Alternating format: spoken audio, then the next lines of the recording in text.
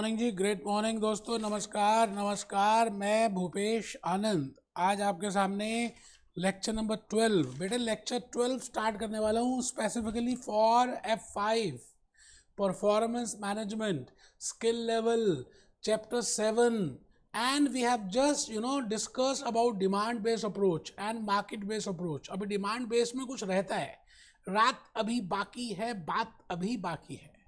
I have just given you the basic logic in regard to algebraic method। तो मैं आज के इस लेक्चर में algebraic method से related कैप्लन में और BBB में all the examples, all the illustrations, all the test to understandings को आज डिस्कस करने वाला हूँ। आप सभी अपने सामने बेटे कैलकुलेटर रख लेंगे तो मुझे ऐसा लगता है कि ज़्यादा बातें समझ आएंगी। रजिस्टर ओपन कर लीजिए, कैप्लन आपके सामने होनी चाहिए। अब there are two schools of thought. आप इस लेक्चर को दो तरह से अटेंड कर सकते हैं। एक नॉर्मल है, यूट्यूब में सब डालते ही रहते हैं, आप इसको नॉर्मल लेंगे तो ये भी आपको नॉर्मल लेने वाला है lecture. But if you put a special emphasis that yes this is Bhupesh Anand's lecture and specifically for F5 performance management, which is the most important and difficult paper in the ACCA if you see the review, तो बेटे आप उस case में आप ज़्यादा intake करेंगे। So there are two schools of thought. I think आप बात समझ पा रहे हैं। आप रजिस्टर ओपन कर लें, lecture number 12 chapter number 7 pricing decisions and we are doing demand based approach. We know that there are 4 approaches. The one is market based approach, the second is demand based approach, the third is cost based approach, the fourth is product based approach. As a ACCA come finance manager, as a ACCA come CFO, as a ACCA come management accountant, as a ACCA come decision maker, बड़ी सारी decisions लेनी है यार life में। आपने अभी life में you have taken a decision to do ACCA और नॉट, है ना। आज आप स्किल लेवल पे आ गए, अभी मैरिज का डिसीजन आप लेंगे, अभी बिग 4 में ज्वाइन करने का डिसीजन लेंगे, अभी कंट्री में शिफ्ट करने का डिसीजन लेंगे। So there are so many types of decision. Similarly in business organisations, when you work as in a business entity, you have to take a pricing decision. We have already seen in last 11 lectures, today is 12th lecture। आज के इस lecture में मैं आपको बड़ी सारी प्यारी प्यारी सी बातें बताऊंगा, लेकिन आपको कमर सीधी करके बैठना, टेबल चेयर में बैठ के पढ़ना, वो बड़ा मोस्ट इंपॉर्टेंट है यार लाइफ में। अगर आप ये चीज़ें ध्यान रखते हैं तो आपको लाइफ में ज़्यादा बातें मिलती हैं। मैं भूपेश आनंद इसीलिए कहना चाहता हूँ, be happy, be jolly and be cheerful. इन प्यारी प्यारी प्यारी प्यारी बातों के साथ हम आज आपके सामने बड़ी प्यारी प्यारी सी बातें लेकर आ रहे हैं। बट एक बड़ी प्यारी सी कोटेशन लेके, the thing you can control is your inner space. बेटा एक तो होता है इंटरनल एनवायरनमेंट और एक होता है एक्सटर्नल एनवायरनमेंट। आप एक्सटर्नल को कंट्रोल नहीं कर सकते, यू कैन कंट्रोल इनर। आपको इनर भी कंट्रोल करना है तो automatically as per the rule of magnetic as per the law of attraction, external अपने आप अट्रैक्ट होना स्टार्ट हो जाएगा। मैं अब ज़्यादा ना कहते हुए सीधा मुद्दे पे आ रहा हूँ। आप कैप्लन ओपन कर लीजिए। बेटे लास्ट 3-4 लेक्चर्स में, specifically lecture number 8, lecture number 9, lecture number 10, lecture number 11, I have devoted 4 lectures for demand based approach. मैंने डिमांड फंक्शन की बातें बताई, प्राइस फंक्शन की बातें बताई, प्राइस इक्वेशन की बातें बताई। I have given you the algebraic method, I have told you about marginal cost, I have told you about marginal revenue, I told you about price elasticity of demand, how to calculate the elasticity, how to calculate the slope of a equation. बड़ी सारी बातें हमने धीरे धीरे बताई। आज हम उसको प्रैक्टिकली करेंगे और मैं आपको अभी वो वीडियोस भी चला के दिखाऊंगा जहां से आपको लगेगा यस मैंने वो सभी बातें आपको बताई हुई हैं। तो आप सभी अपना रजिस्टर ओपन करें, आपके साथ साथ रजिस्टर के साथ साथ कैप्लन को ओपन कर लें। और कैप्लन में मैं चाहता हूं कि आप सभी उस एग्जाम्पल में आ जाए। ये बातें हमने सब डिस्कस कर ली हैं, तो मैं इसमें अब टाइम ना लगाते हुए सीधा आ रहा हूं मुद्दे पे। बेटे पहली बात तो मैं ये एग्जाम्पल डिस्कस करूंगा, है ना। एग्जाम्पल में बात ये बताई गई है that assume that the sales of a retailer fall from 20 per day to 12 per day. Kaplan कर रहे हैं, इलास्टिसिटी और डिमांड की बातें कर रहे हैं। It is price elasticity of demand. There are different types of elasticities. Price elasticity को हम ज़्यादा ध्यान दे रहे हैं. हम ये चेक कर रहे हैं चेंज इन प्राइस का और चेंज इन क्वांटिटी डिमांडेड का आपस में क्या मोहब्बत है और क्या रिलेशनशिप है. अगर थोड़ा सा हम प्राइस चेंज कर दें तो क्वांटिटी डिमांडेड कितनी चेंज हो जाएगी. इन दोनों की रिलेशनशिप को निकालने का एक नाम है जिसको हम कहते हैं प्राइस इलास्टिसिटी ऑफ डिमांड. तो मैंने यहां पे लिखा assume that the sales of retailer fall from 20 per day to 12 per day. It means पहले 20 यूनिट्स वो बेचता था और अब 12 यूनिट्स बेचेगा. बट नेचुरल है जब प्राइस बढ़ेगा तो यूनिट्स सोल्ड लेस हो जाएंगे. And the price goes up from 40 cent to 60 cent. बेटे ₹1 में 100 पैसे होते हैं. सिमिलरली $1 में 100 सेंट होते हैं. अगर 40 सेंट से प्राइस 60 सेंट हो गया, it means if there is an increase in the price, then it is but natural that they are inversely related. We have already seen in lecture number 8. So unit sold will be fall from 20 to 12. ठीक है sir, बहुत ही बढ़िया. The price elasticity, वो कहते हैं जी the price elasticity can be calculated as follows. I think we have devoted, मैंने पूरा लेक्चर नंबर 9 आपको प्राइस इलास्टिसिटी का बताया था और उसमें बड़ी सारी बातें मैंने बताई आपको कि भाई प्राइस इलास्टिसिटी ऐसे होती है, ऐसे ऐसे ऐसे ऐसे ऐसे. ग्रेट मॉर्निंग ऐसे. दोस्तों Bhupesh 10 litres to 3 litres but और he has change in own price. I repeat, price elasticity. बेटे लेक्चर नंबर 9 में ये बातें मैंने बताई हैं. Price elasticity logic formula derive करके बताया. ऑफ डिमांड मींस ऑलरेडी हम लेक्चर नंबर 9 में कर चुके हैं. There is 1% change in price. If there is 1% change in price, then by how much percentage change will be there in quantity demanded.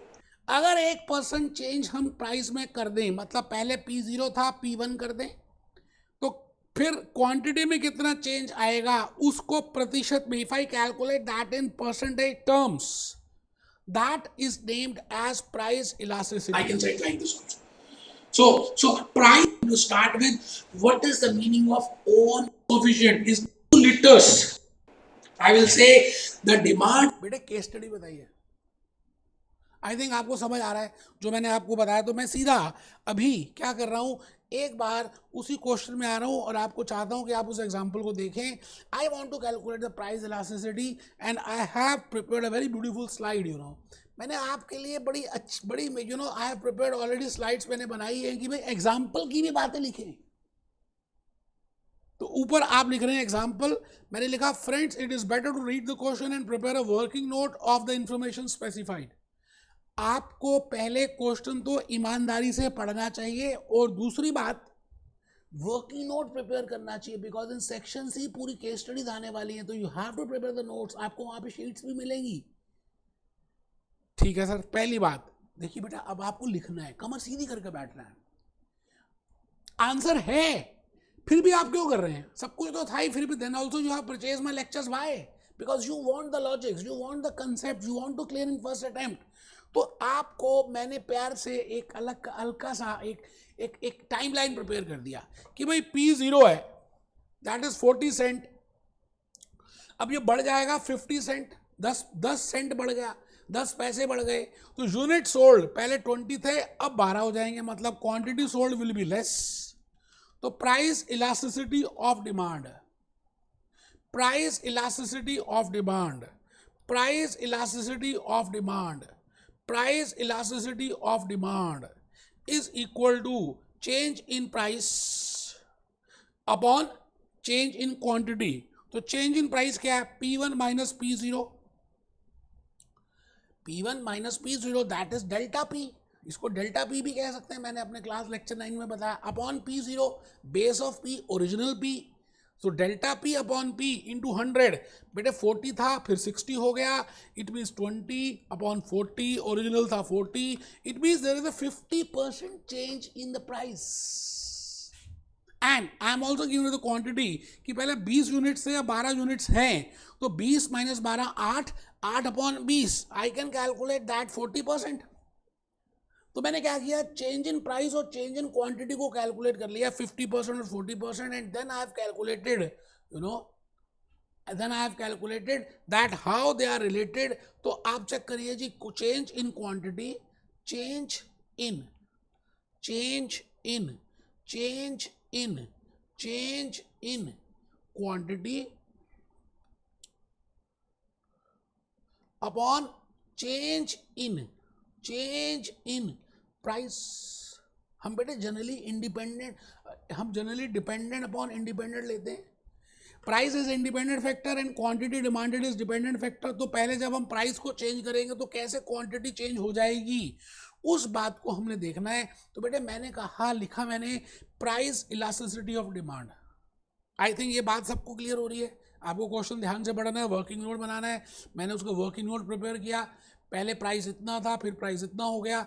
अब है क्या, छोटा सा एग्जांपल है, बट हम लॉजिकली अगर देखें तो इसके कंसेप्ट को समझ आ जाए तो सेक्शन सी इजीली कर पाएंगे. ठीक है जी. Price change in quantity upon change in price. तो फिर मैंने चेंज देखा. चेंज कैसे देखते हैं, पहले क्या थे, जैसे आप किसी स्कूल के फ्रेंड से मिलते हैं, वो कहता है यार पहले तो तू ऐसा था, वैसा हो गया. मतलब आपका पहले माइनस अभी अपॉन पहले, it means change in price P1 minus P0 upon P0 into 100, Q1 minus Q0 upon Q0 into 100. That is change in quantity and that is change in price. आप समझ रहे हैं, change in price और change in quantity की बातें समझ आ रही हैं आपको. तो मैंने लिखा जी change in price P1 minus P0 into 100, 20 upon 40 to 100, that comes to 50%. Change in quantity Q1 minus Q0 upon Q0, that is 40%. And I have calculated 0.8, negative 0.8. We know that there is an inverse relationship between price and quantity demanded. जब हम price को increase करते हैं तो quantity कम हो जाती है. ये बात हमें पता है, हम जान चुके हैं, हमें समझ आ चुकी है, पता ही है, तो फिर क्या दिक्कत है. आइए जी, आइए, मैं भूपेश आनंद आज आपके सामने दोबारा से एक बात ये कहना चाहता हूँ कि हम एक एडिशनल एग्जाम्पल कैप्लॉन से करने वाले हैं. मैंने वैसे लेक्चर नंबर 10 में और लेक्चर नंबर 11 में आपको ये बताया है कि how at which situation we can maximise a profit. As per algebraic method we can maximise a profit where marginal revenue is equal to marginal cost. When I say marginal cost, it means the additional cost for producing one more unit, and we name it as a variable cost. When I say marginal revenue, it means it is the twice slope of the price equation. मतलब price equation पहले आप calculate कर लें और slope जो b होती है उसको double कर दें, 2 कर दें, तो we can calculate marginal revenue. And I have given the logic that why we are doubling it. ठीक है. और एक ऐसा पॉइंट जहां पर मार्जिनल रेवेन्यू और मार्जिनल कॉस्ट बराबर होते हैं. अगर marginal revenue is greater than cost तब तो बेचते जाओ, but the maximum output, maximum profit I can earn is the point where marginal revenue is exactly equal to marginal cost. From there we can have a perpendicular and then we can calculate the answer. तो मैं भूपेश आनंद एक additional example कैप्लॉन के through आपको बड़ी सारी बातें बताने वाला हूं. तो मुझे अच्छा लगेगा अगर आप कैप्लॉन ओपन कर लें दोस्तों, और उसके साथ साथ हम बड़ी सारी बातों को और समझेंगे. बेटे थोड़ी सी मेहनत तो करनी पड़ेगी ना, है ना.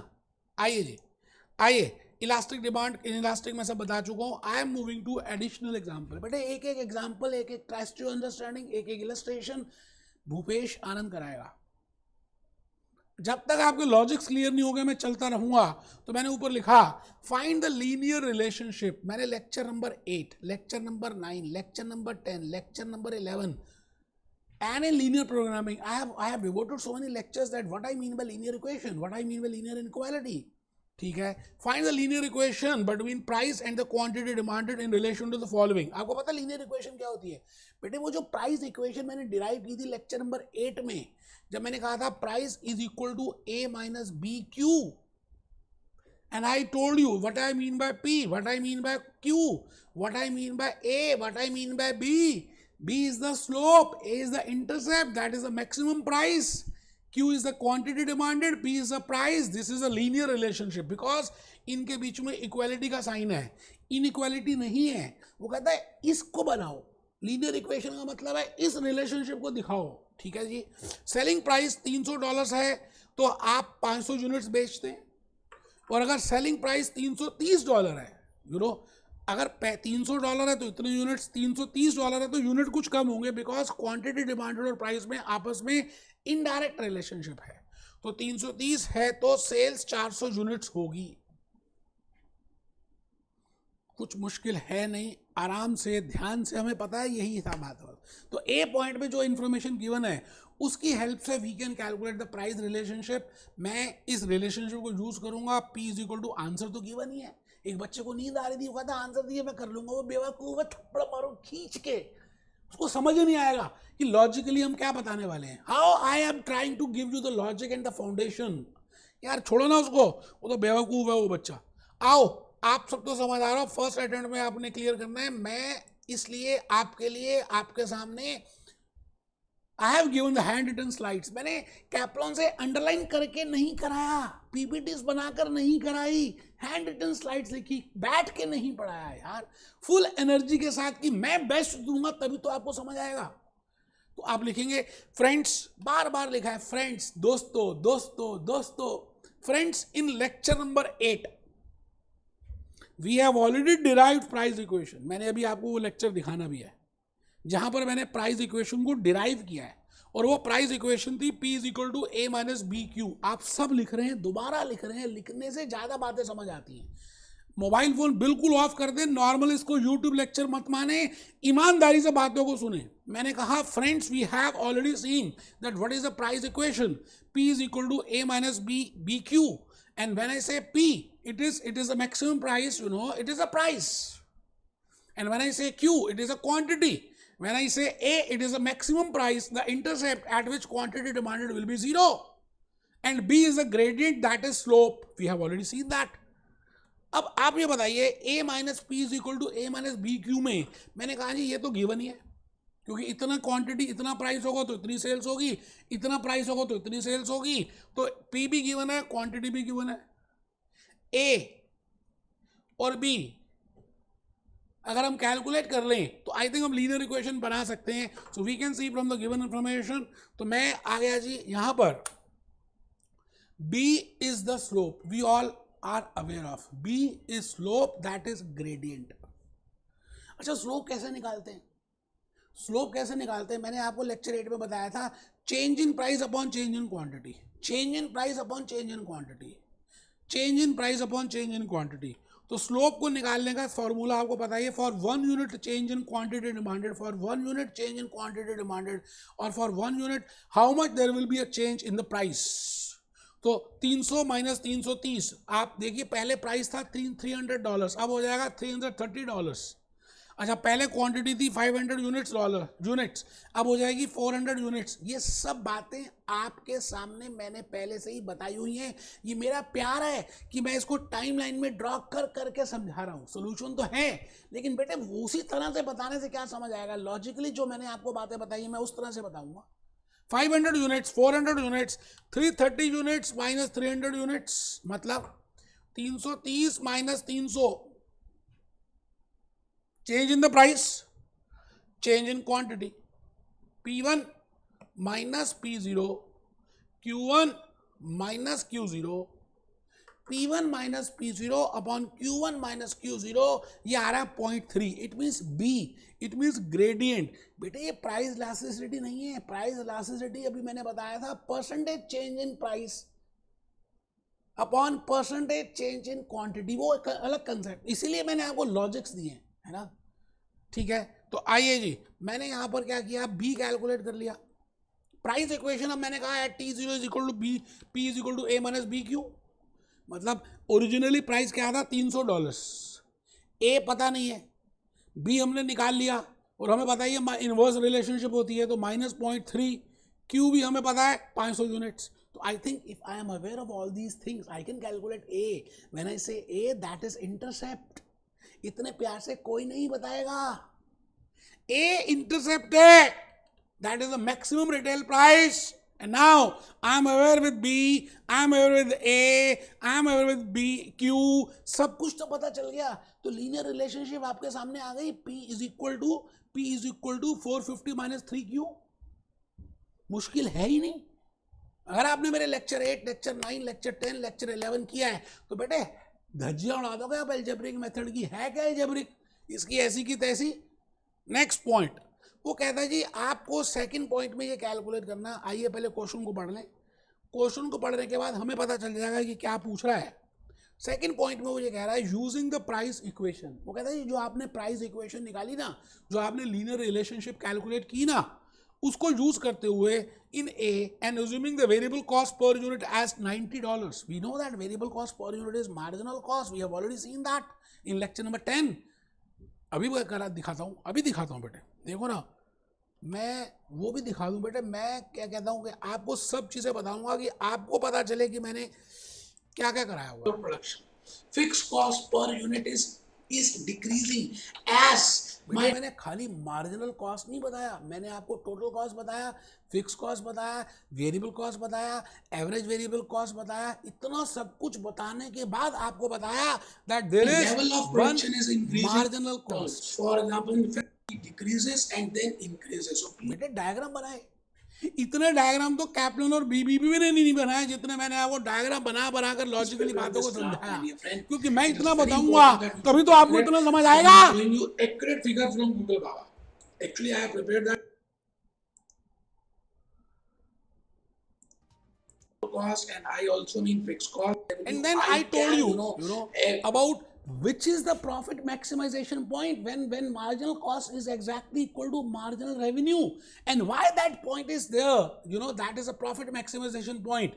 that also we have proved कि भाई वही पॉइंट हाईएस्ट क्यों है जहां पर मार्जिनल कॉस्ट और मार्जिनल रेवेन्यू बराबर हैं। तो एमसी और एमआर होते क्या है, और एमसी और एमआर अगर बराबर होते हैं तो फिर क्या होता है। ये सभी बातों को मैंने आपको लॉजिकली बताने की कोशिश की थी। वो profit if I revenue hope you increase production as long as margin. तो बेटे आज जो सी पॉइंट है ना या बी पॉइंट है, वहां पर हम यही यूज कर रहे हैं that whenever I want to maximise the profit. जैसे आप देखिए यहाँ पे वो पूछ रहा है, आपके सामने है बेटे, वो पूछ रहा है आपसे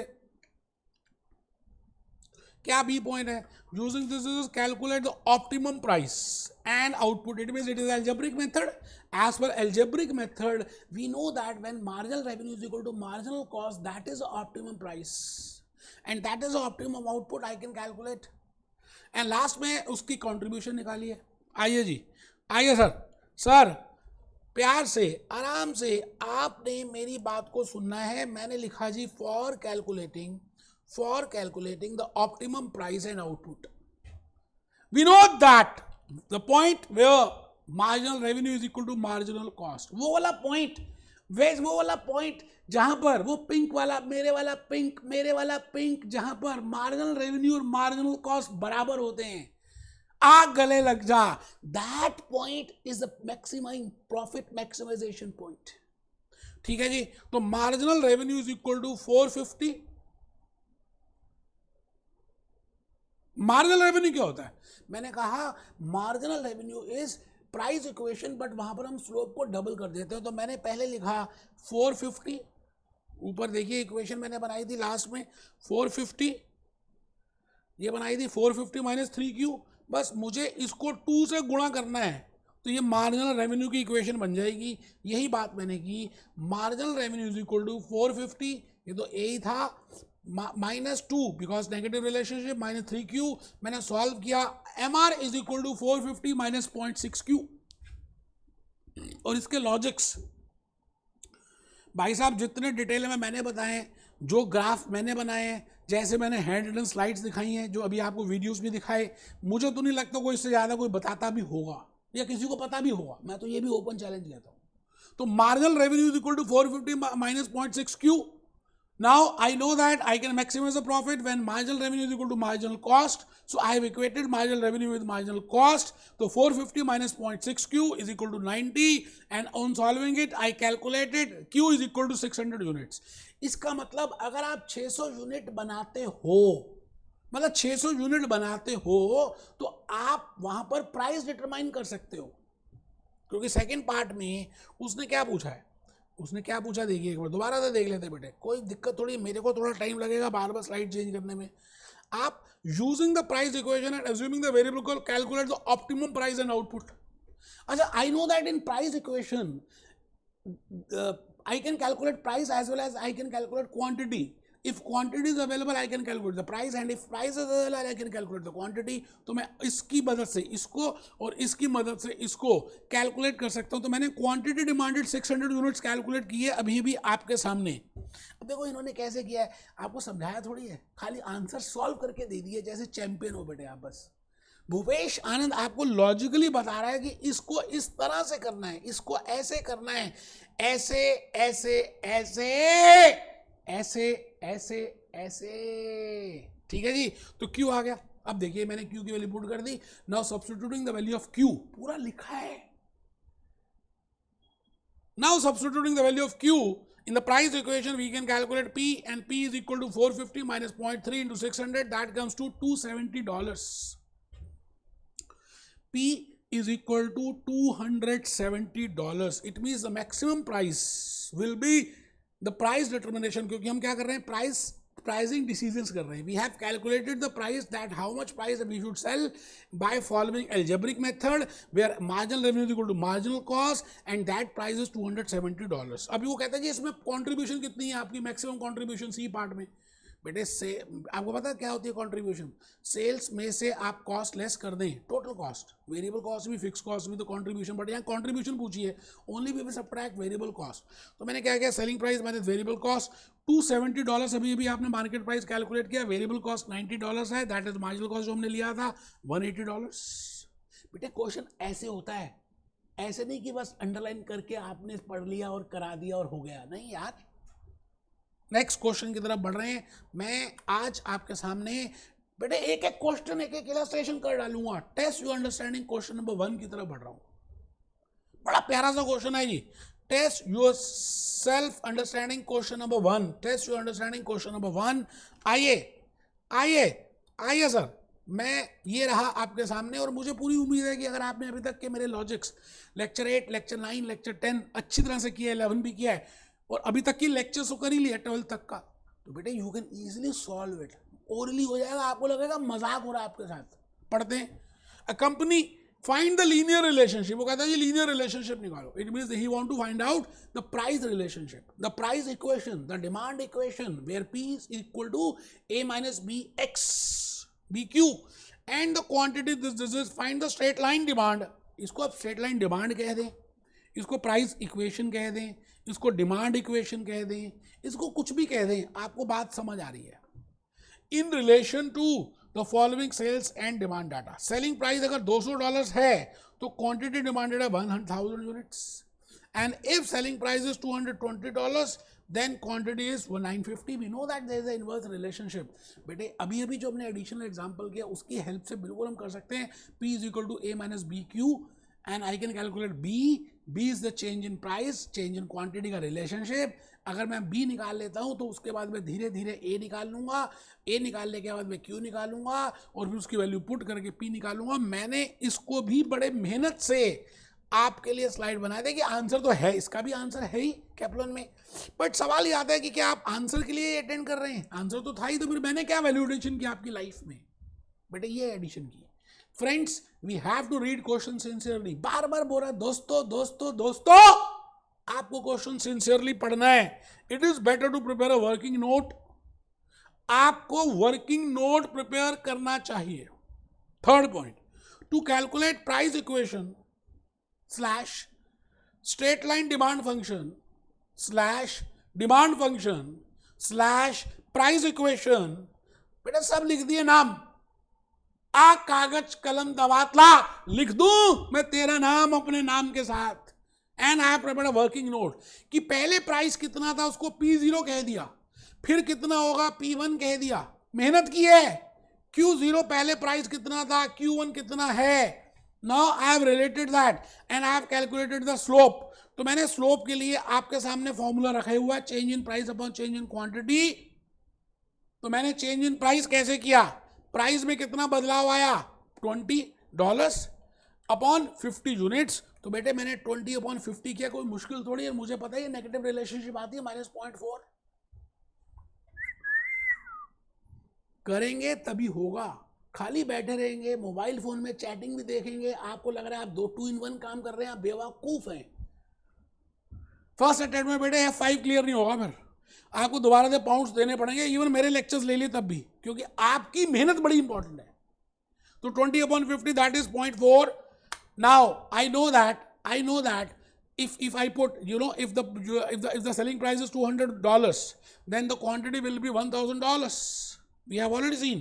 यहाँ देखिए मैंने इसको इस सेट को ले लिया, ये वाला सेट ले लिया, सॉरी, P0 $200, Q0 $1,000।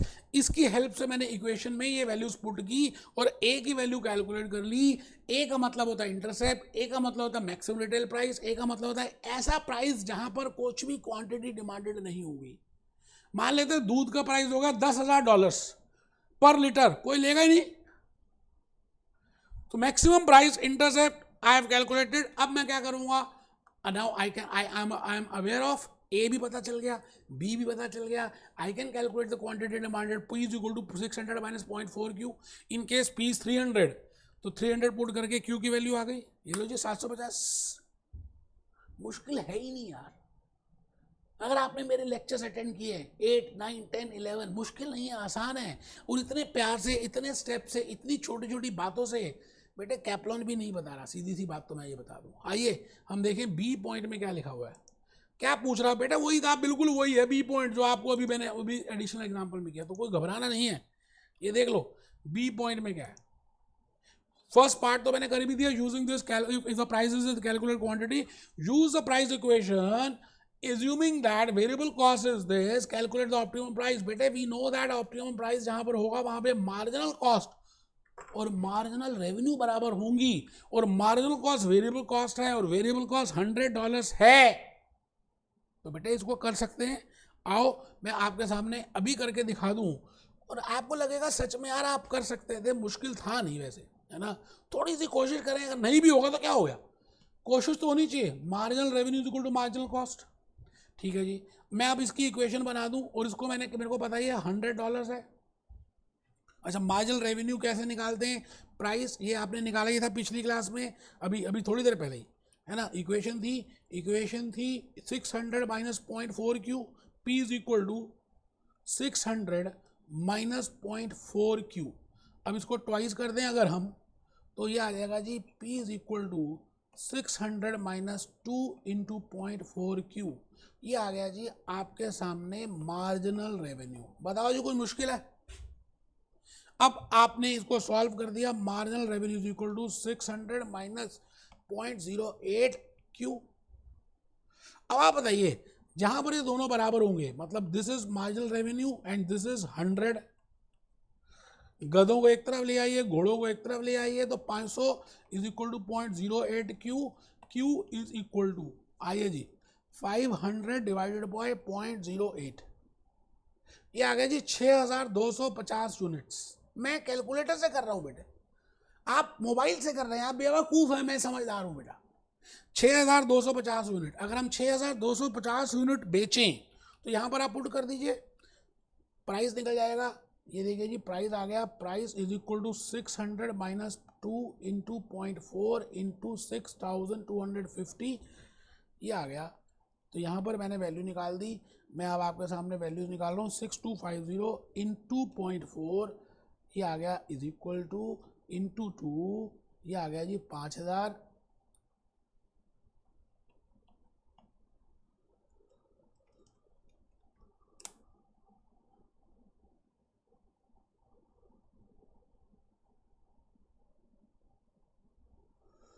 इसको इक्वल करना है, तो आई थिंक आप बात समझ पा रहे हैं और आप इजीली अब आप प्राइस कैलकुलेट कर लेंगे। मैं रिपीट करता हूं दोस्तों, मुश्किल कुछ है नहीं, आपके अपना मन का वहम है, आप जनरली उसको मुश्किल बना दें तो बात अलग है। मैं आ गया जी test yourself, question number 2 Kaplan में। आइए एक बार हम जल्दी से कैप्लॉन का question test you understanding question number 2 भी देख लें। तो टोटल फिक्स कॉस्ट, वो कहता है जी total fix cost is of a company that makes one product is $1 lakh. Fix cost, आपको पता है फिक्स कॉस्ट एक लेवल तक फिक्स रहती है, and the variable cost of $64 is incurred for each additional unit produced. It means this is the marginal cost. And sold over a large range of outputs. The current selling price is $160. At this price, 2,000 units are demanded per annum. It is estimated that for each successive increase in the price of $5, वो कहता है अगर price हम ऊपर $5 बढ़ा दें या कम कर दें, अच्छा प्राइस अगर हम बढ़ाएंगे तो हमारी क्वांटिटी डिमांडेड कम हो जाएगी और प्राइस कम करेंगे तो क्वांटिटी डिमांडेड बढ़ जाएगी. Actual annual demand will be reduced by 50 units. Alternatively for each $5 reduction in price demand will increase by 50 units. बेटे ये आपको पता ही है, जब मैं प्राइस कम करूंगा तो डिमांड बढ़ जाएगी और जब मैं प्राइस बढ़ाऊंगा तो डिमांड कम हो जाएगी. ज़्यादा कुछ मुश्किल है नहीं. आप क्वेश्चन ना बड़े बड़े देखकर घबरा जाते हो. जैसे मैंने अभी test yourself question number 1 का बी और सी नहीं किया कि मुझे पता आप कर सकते हैं, मैंने वहीं पे छोड़ दिया. मैंने कहा चले यार आगे देख, क्योंकि टाइम वेस्ट है. बिल्कुल एडिशनल एग्जाम्पल जैसे ही तो है.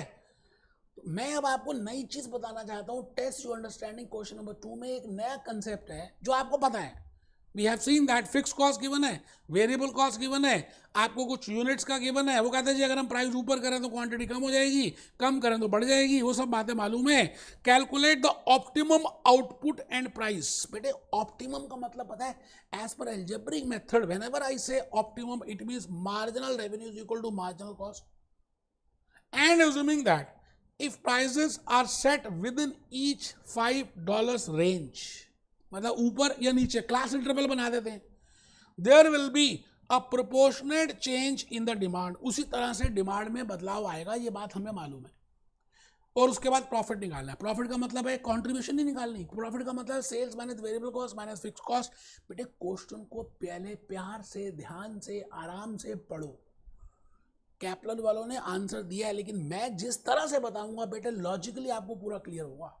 आराम से, कोई जल्दी थोड़ी है. एक क्वेश्चन कम कर लेंगे यार, क्या हो गया. क्वेश्चन ध्यान से पढ़ना है. और आप देखिए, आपके पास अगर हार्ड कॉपी है ना तो आपको बड़ा अच्छा लगेगा, क्योंकि हार्ड कॉपी से ज़्यादा बातें समझ आती हैं. मैंने देखिए इसमें पूरा लिख दिया, रीड द क्वेश्चन सिंसियरली. अच्छा कई बार ना बहुत बड़े बड़े क्वेश्चन देखे हम घबरा जाते हैं. तो सेकंड पॉइंट मैंने क्या लिखा, all that glitter is not gold. जो सब कुछ चमकता है वो सोना होता ही नहीं है. इसका मतलब आप बड़े क्वेश्चन देके घबराना मत. सबसे इजीएस्ट क्वेश्चन है ये क्वेश्चन जो अभी आप कर रहे हैं, द इजीएस्ट है. ठीक है सर. टोटल कॉस्ट हमें पता है, that is fix cost plus variable cost. We know that fix cost is given to me $1 lakh. Variable cost per unit is given to me, that is $64. Selling price is given to me P0. Zero का मतलब है existing price $160. इसको $5 ऊपर कर दें तो $165 हो जाएगा, $5 नीचे कर दें तो $155 हो जाएगा. ये बात आपको पता ही है. मैंने खाली जो चीज दी हुई थी, इंफॉर्मेशन थी, जानकारी मुहैया थी, I have just written that, I have not done anything. अब होता क्या, जब आप ये लिखते हैं ना तो आपकी इससे दोस्ती हो जाती है. आराम से आराम से देखिए जी, कुछ मुश्किल है नहीं. Read the question, all that glitter is not gold. तो अब एक बच्चा कहता है लिखना है, हाँ लिखना है बेटे. तभी ध्यान में रहेगा कि मैंने क्या बोला था, कौन सा एग्जाम्पल दिया था. टोटल कॉस्ट की ब्रांचेस बना दी, फिक्स कॉस्ट, वेरिएबल कॉस्ट, फिर P0 आ गए, 2000 यूनिट्स आ गए. बेटे बड़ी मेहनत की है. अब $5 अगर ऊपर चले जाएं तो $165 हो जाएगा, और $5 नीचे चले जाएं तो $155 हो जाएगा. तो मैंने क्या किया, $160 का अगर हम प्राइस रखें P1 तो हमारी क्वांटिटी कम हो जाएगी, दैट इज 1950. और $5 कम कर दें प्राइस तो हमारी क्वांटिटी $50 यूनिट से बढ़ जाएगी. बेटे मैंने आराम से, जो अभी तक तो सब कुछ गिवन ही था, मैंने उसको सिस्टमैटिकली लिख दिया बस. Friends, I have already discussed basic concepts to maximise profit in lecture number 9, in lecture number 10, in lecture number 11.